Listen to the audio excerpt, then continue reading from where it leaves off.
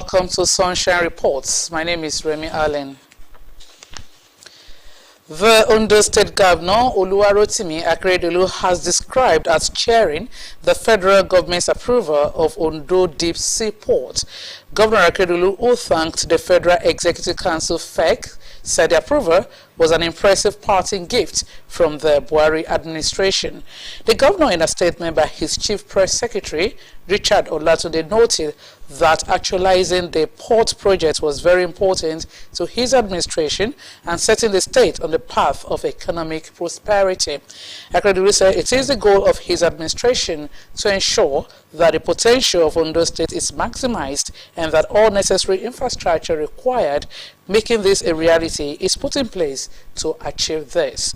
The governor also thanked the Minister of Transportation, Muazu Jaji Sambo, Minister of State for Transportation, Ademola Adegoroye, for their interventions and commitment, adding that history will be kind to them. Meanwhile, citizens of Ondo State have congratulated Governor Oluwarotimi Akeredolu on the federal government's approval of the Ondo Deep Sea Port.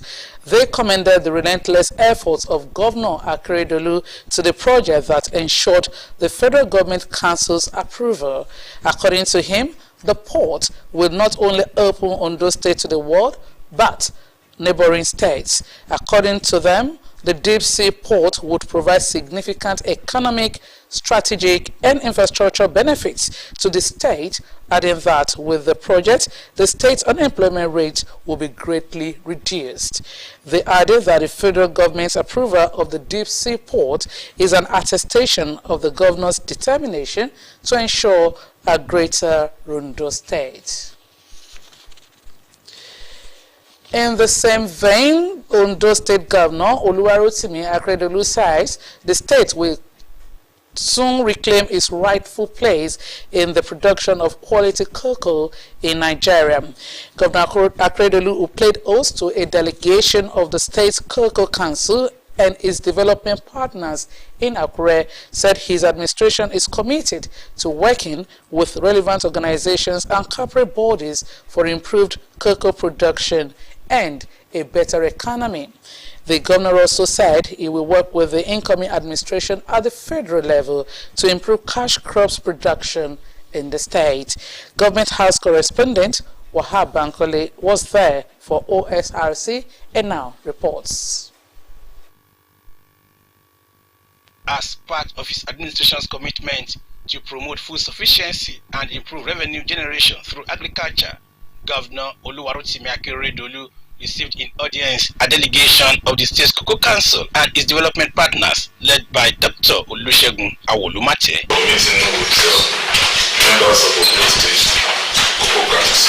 They were at the governor's office in Akure to deliberate with Governor Akeredolu on how the state can reclaim its #1 position in cocoa production in Nigeria. The chairman of the State's Cocoa Council, Dr. Awolumate, who applauded the governor for his passion for agricultural development, highlighted some achievements of the council since its inauguration in 2021.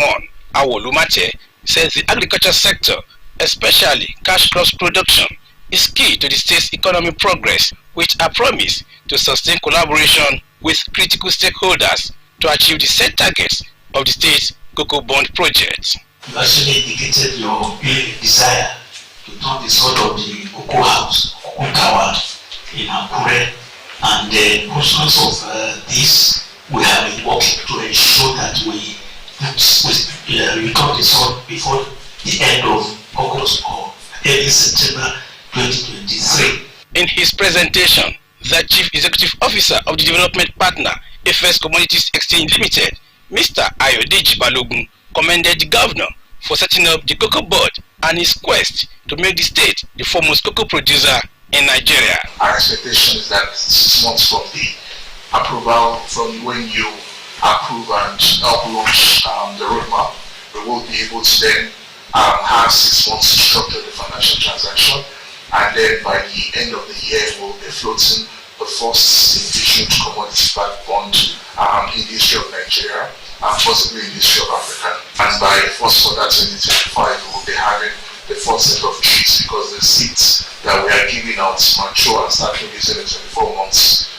Governor Akeredolu, who restated his commitment to ensuring that the state reclaim its position as the leading quality cocoa producer in the country, reassured residents of sound policies towards food sufficiency and improved revenue generation through improved production of cash crops. It has to do with farmers who are mainly today, most of them are the forest prosperity and not legally recognized. And we find it difficult at times to ask them to leave because we are elected or not. The forest and not the government. It should never be their own neighbor for them. We try to explain this to them. They don't want to understand that. And we are made to understand that even their cocoa or the issue of cocoa that I have now, in about 3 or 4 years, will not handle a lot. But they don't understand that. It's only you who would have explained to them in your committee, form your body, can go ahead and explain to them. Complete forest and allocated to people, and they're ready to get part of that allocation for you, to clear for you, to now start planting these new seeds you want to give to them. It's in their interest in cocoa that will certainly enjoy our support. Akeredolu stressed the need for farmers in the state to be on the same page with government towards redefining the agri sector for economic prosperity of the state and the people. Wahab Bankoli, Osrc News. Ondo State House of Assembly has passed into law the State Oil Producing Area Development Commission Osopade Budget 2023. House of Assembly correspondent Omoshiola Adesoya Ajayi reports that the bill for the over 14 billion naira budget, which had earlier been committed to the Joint Committee on Osopadec and Finance and Appropriation for scrutiny, became law after scaling through the third reading at a plenary presided over by the Speaker, Bamidele Oleyelogun. The Ondo State government has taken a sensitization campaign on the recently introduced education endowment levy to the people at the grassroots across the 3 senatorial districts of the state. The aim was to enlighten residents of the state, particularly taxpayers, on why government introduced the levy and how it would assist the government in revolutionizing the education sector. Our correspondent, Kunle Ariyo, reports.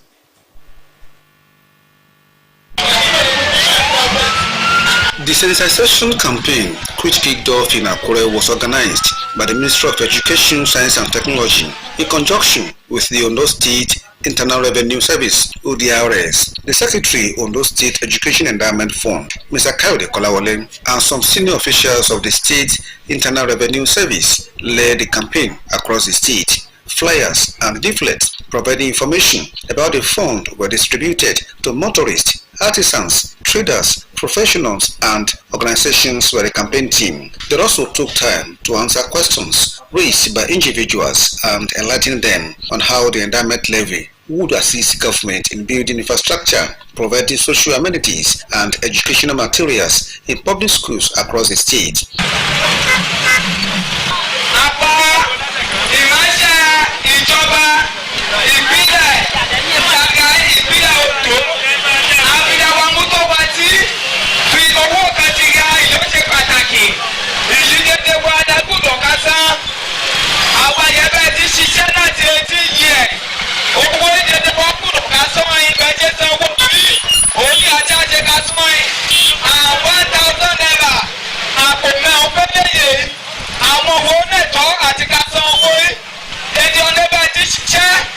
Èdè ọ̀nà bá ti pé ọmọ ọdún ó dín méjì èjìdínlógún etí yẹ àwọn gbọ́dọ̀ ká san owó rí. Speaking on the program, Secretary Ondo State Education Endowment Fund, Mr. Kayode Kolawole, said the campaign around the state was a huge success. Mr. Kolawole solicited the understanding of the people of the state on the education endowment levy by cooperating with the state government, saying funding the education sector should be a collective effort. Everything is just to, sensitize people and create awareness about this 1,000 naira education levy in the state. It was a successful outing and we thank God for everything. With the introduction of education endowment levy, all taxable adults from age 18 and above are required to pay a sum of 1,000 naira only on yearly basis. The 1,000 naira education endowment levy, which covers a whole year, can be paid through the agency code of the Ministry of Education or bank transfer. Kunle Aruyo, Osrc News. Over 30 vehicles have been impounded for flouting road laws, including those without necessary documents required to ply roads in Ondo State. The Ondo State Internal Revenue Service, alongside security agencies, during an ongoing enforcement in different parts of the state, clamped down on vehicles without required number plates, valid documents, as well as drivers without licenses. Osrc's Zaid Aribisola reports that motorists with valid vehicle documents and drivers with licenses are advised to visit the State Internal Revenue Service. Away from the confines and comfort of their offices, staff of the Ondo State Internal Revenue Service were out on major roads in different parts of the state for the enforcement of road laws and taxes. The enforcement team also had officers of the Nigerian Police Force, those of the Federal Road Safety Corps, the Nigeria Security and Civil Defense Corps, and operatives of the Vehicle Inspection Service. Within the state capital, Akure, and other towns, owners of public and private vehicles were requested to tender vehicle documents, driver's licenses, among other requirements for road usage as stipulated by law. It's under process. You are supposed to have something. Even if it's on phone, they can send it to you electronically. My paper expired in April, so I went to where they have been asking me to that this number is the old number that I'm using old number, so I asked them to help me process a new number, and I've actually got the new number. But the team leader and state licensing officer at the Internal Revenue Service, Mr. Olajide Olubenga, said the enforcement of traffic laws will also enhance safety of lives in the state. The position of the traffic law is that every vehicle that will ply government road must be properly registered and must have valid vehicle documents. And that is why we are out to ensure that vehicles that are on the road comply with the traffic rules. And those that are not complying, we want to ensure that they comply. In view of the security situation in the country, we have to check the validity of documents of vehicle plying our roads. If they don't have valid documents, we are not able to trace them. But if their vehicle papers are valid, it will be very easy to track down anybody that commits any atrocity using vehicles. Vehicles using old number plates, expired documents were impounded, with those affected directed to visit the Ondo State Internal Revenue Service with an assurance of speedy service delivery. As far as Ondo State Internal Revenue is concerned, we do our job with dispatch. Issue of renewal of registration or renewal of vehicles cannot take more than an hour, and even the registration of a vehicle cannot take more than 24 hours. Some motorists who encountered the officers in the line of duty commended their efforts towards enhancing safety and boosting government revenue. It's good for citizens to comply. I think it's a means of generating income for the government. This is a civic responsibility. I support it, but kí a lè wà safety náà ni kí wọ́n má sí palára The enforcement of road laws, according to Ondo State Internal Revenue Service and other stakeholders, will continue in the days ahead. Sahid Arabisala, Osrc News. Whichever way plants came to be, either through creation, through evolution, or even genetic manipulation, its numerous benefits for mankind has been listed for attention. In this inaugural lecture delivered by a professor of botany, cytogenics, Department of Biological Sciences of Olusegun Agagun, University of Science and Technology, Okitipupa, in Ondo State, Professor Adegoke Adegbite, it dwells more on proactive